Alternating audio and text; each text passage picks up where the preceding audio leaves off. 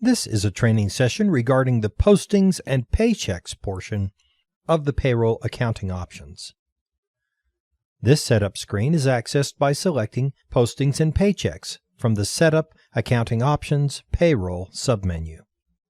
The Print Posting in Summary checkbox refers to the number of general ledger transactions that will be created when the timesheets are posted. If this box is not checked, one general ledger transaction will be added for each timesheet line item for each employee. If the box is checked, the system will summarize all transactions to a common general ledger account or job and cost code for the same employee into one transaction. This checkbox also refers to general ledger transactions created during payroll posting. If a person is paid, say, $20 an hour, the system will assign $20 for every hour worked to the general ledger account or job and cost code the person worked on. However, it will also send additional amounts to the general ledger account or job and cost code if payroll accruals are being distributed to the general ledger account or job and cost code on which the person worked. In the example of our $20 an hour worker, the system would send some $27.50 to the general ledger account or job and cost code for every hour the person worked. If you wish to see the $7.50 of payroll burden in a separate transaction, put a check mark in this box. The system will send two transactions to the general ledger account or job and cost code, one for $20 and the other for $7.50. If this box is unchecked, one transaction will go to the account or job for $27.50. The Overtime Hours Spread button allows the program to spread out all the hours that were entered over all the general ledger accounts or cost codes that were worked. For example, if a person worked on 10 different general ledger accounts or cost codes and put 7 hours of overtime on the last account or code they worked on during the week, the 7 hours of overtime would be spread over all the general ledger accounts or cost codes they worked on during the week. This spread happens during timesheet posting, so it will not show up on a timesheet proof listing. The Print Job Cost Summaries checkbox allows the system to print an extra posting report at the end of the payroll posting. This report itemizes the job costs that were incurred during the payroll posting. Here we can enter a limit for regular hours. If a number is placed in this field, then the system will only allow that many regular hours to be posted for a given employee during a given week.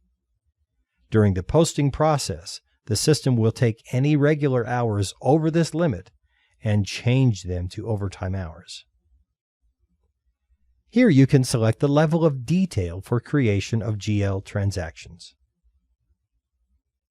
After timesheets have been posted and paychecks generated, you will at some point be responsible for paying the withheld taxes and accrued liabilities to federal, state, and local government entities. This is usually accomplished by creating accounts payable invoices that relieve the appropriate accrual accounts and pay the proper authorities. The system can create these accounts payable invoices automatically during timesheet posting.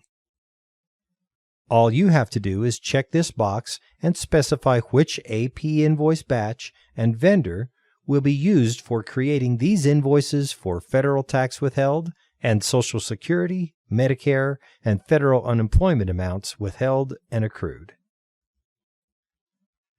The Payroll Check Format button is where we select the desired format for printing out payroll checks. Select the payroll check printing format you prefer by picking from this list. Highlight a description to see a sample check form here. If you would like, you can select Form Maker to create a customized paycheck printing format. The process of designing Form Maker checks is covered in a separate training session. If you do select Form Maker as the check format, you must specify the file name of your desired paycheck printing program here. If a laser check format is selected, the Copies and Collation button will be enabled. Click on this button and the following window comes into view. Here you can specify how many copies of the payroll check you wish to be printed, and you can indicate whether you want those copies to be collated. You can use this button to immediately print a dummy check for printer alignment purposes. If you are using the direct deposit feature to deposit money directly into employee bank accounts, make sure the fields in this screen have been loaded with proper information. When the program is instructed to directly deposit money for an employee, it will print vouchers instead of paychecks for the affected employees. And it will create a text file to be sent to your bank, which holds the amounts and accounts that will be affected. This file is created according to ACH standards, so we frequently refer to it as the ACH file. Here you can specify a folder where this ACH file will be created during paycheck posting. Here you specify which of your cash accounts will be drawn from for direct deposits. Here you establish or change direct deposit settings for individual employees. Those settings are described in detail in the training session on entering employee information. Here you can establish or change settings for individual cash accounts that will be used for direct deposit. These settings are described in detail in the training session on entering general ledger accounts. More options for check printing are located here. You can include or exclude the employee's Social Security number, or even have the program print just the last 4 digits. Here you can include or exclude a summary of the employee's remaining vacation and sick pay hours. Finally, you can choose to print the check number on the face of the pre-printed check. Here you can instruct the program to transfer enough money from one cash account to another in order to cover the net amount required for printing paychecks.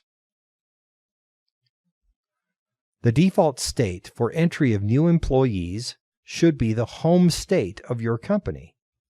This will ensure that when a new employee is entered into the system, he will always be assigned this state as the employee's state of residence, unless otherwise indicated. The source for prevailing wage rates question refers to the Certified Craft Code Dictionary.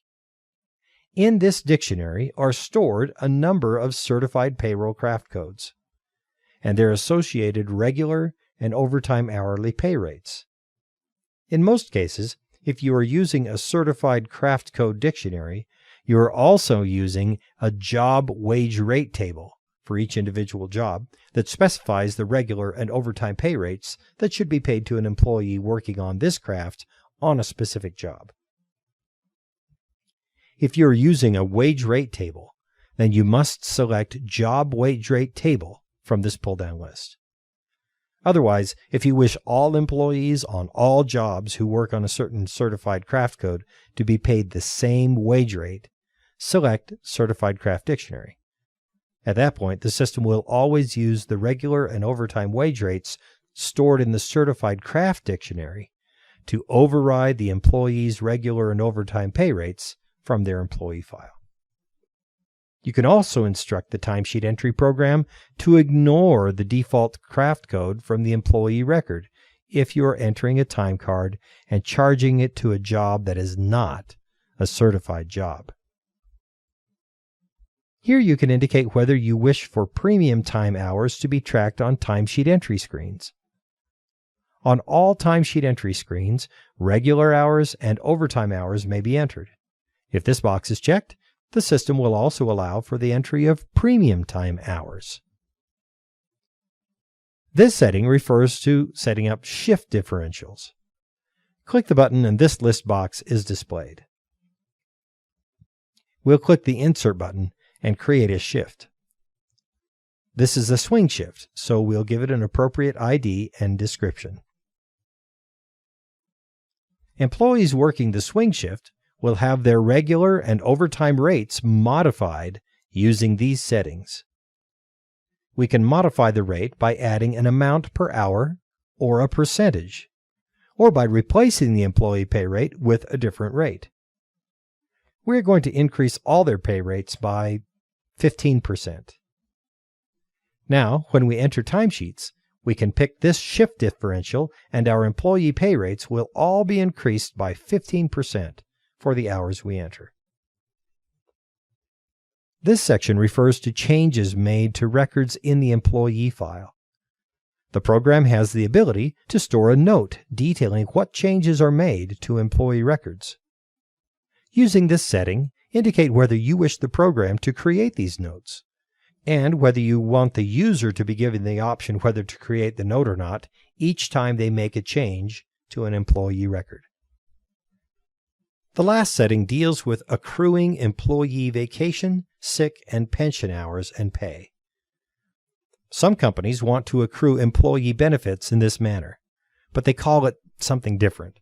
For example, your company may accrue vacation time, but call it paid time off, or PTO.